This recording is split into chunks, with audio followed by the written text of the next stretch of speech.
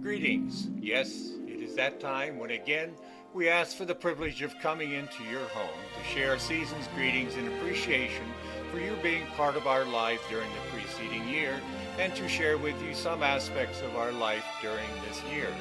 As you recall, as we finished last year's Christmas video, we announced our plans to fly to Barbados to spend the Christmas holiday. Well, as we were discussing our plans, our furry friend Peanut listened with rapt attention, and clearly she had assumed that she was going to be joining us because, as Betty discovered, as she was packing, Peanut had made preparations on the assumptions that she would be part of our trip. Well, we finished our packing, minus any dog bones, and away we went to fly to the island of Barbados to stay at the club, a wonderful resort that offered tremendous amenities, seaside living, an elegant dining room, and the opportunity to have a celebratory dinner to welcome the new year together as a family with great anticipations for optimism for the new year.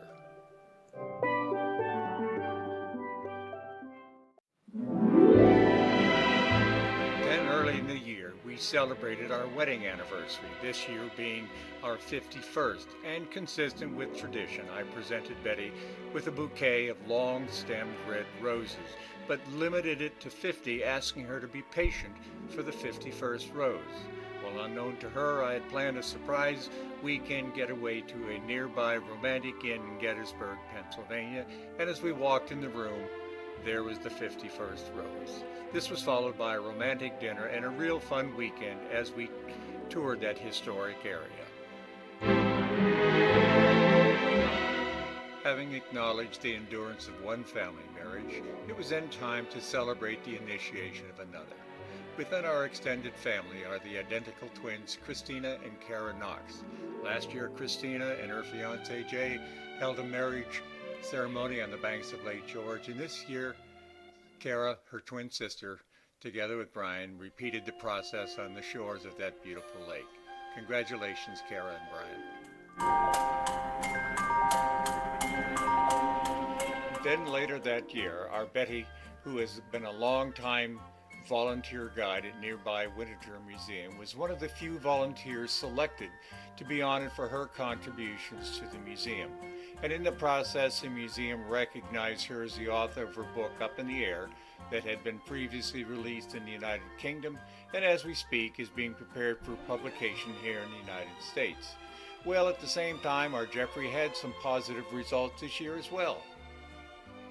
As many of you know, Jeffrey and Heidi last year experienced a devastating fire to their home in Wilmington, the extent to which they had to vacate the premises and live in temporary housing. Well, after some year and a half, the repairs were finally made and the home has been restored.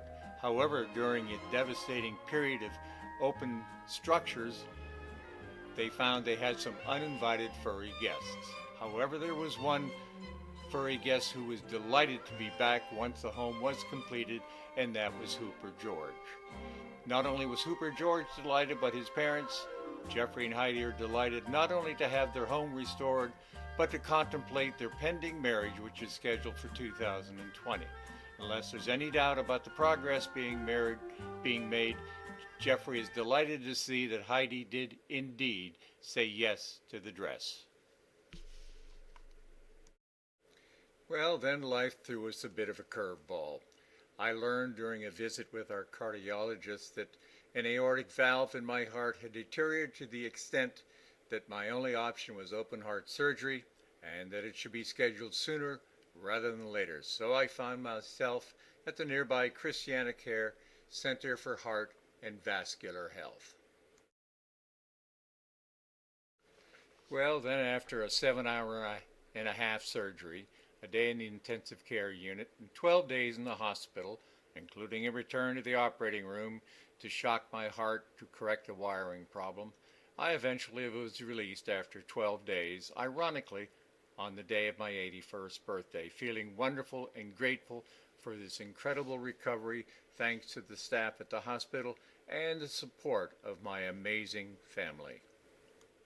Well, the day of the release was rather busy, but not to miss an opportunity to celebrate. The next day, I took the family to Greenville Country Club for a celebratory dinner to celebrate my birthday. I have now since been in physical therapy, making wonderful progress, and so grateful this successful result, and looking forward to holding the surgeon to his promise that I'll be back in the ski slopes by February. Before leaving this episode, I must share one aspect of it that is so deeply ingrained within me. And it relates to this wonderful woman, my wife, Betty. Throughout this entire episode, Betty sat next to me in the hospital day after day after day, despite clearly showing the stress of the occurrence.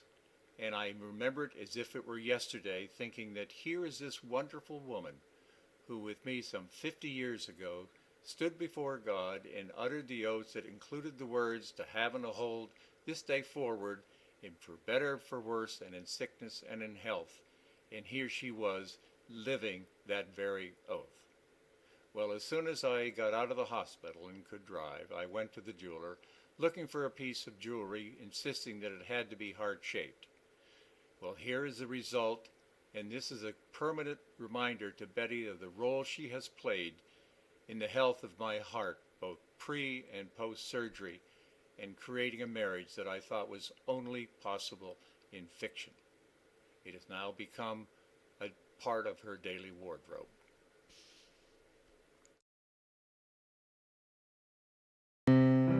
Well, then there was one more event to celebrate, and that was a milestone birthday of our firstborn, our special John Kent. Yes, John Kent turned 50, and achieving a half a century milestone mandated that we properly celebrate his event. So it began with a special dinner at home, followed by, in a few days, by dinner at a restaurant at which, reflecting a lifelong culture of brotherly tomfoolery, his brother Jeffrey presented him as a gift a companion ugly Christmas sweater. Then, following that, Betty and I took him to Philadelphia to celebrate Christmas with the Dilworth Park Christmas Festival at the base of City Hall, as well as the adjacent Love Park with its iconic sculpture. We finished the day with the tickets to the Walnut Street Theater production of Shrek the Musical.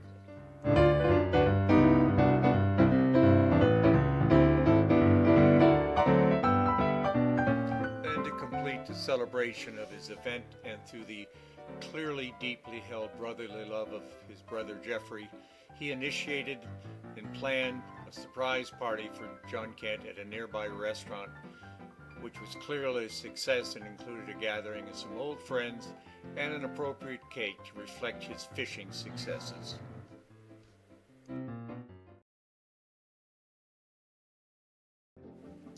Then, like last year, we complete this video by describing our planned Christmas journey.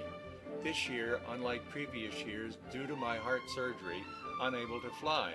So as a result, we're trying a new adventure by boarding the Amtrak Silver Meteor, a daily train from New York to Miami, enjoying the comforts of a couple of roomettes, and taking the 24-hour journey to Miami, where we will rent a car, drive to Key Largo, and spend Christmas week with the sun and surf.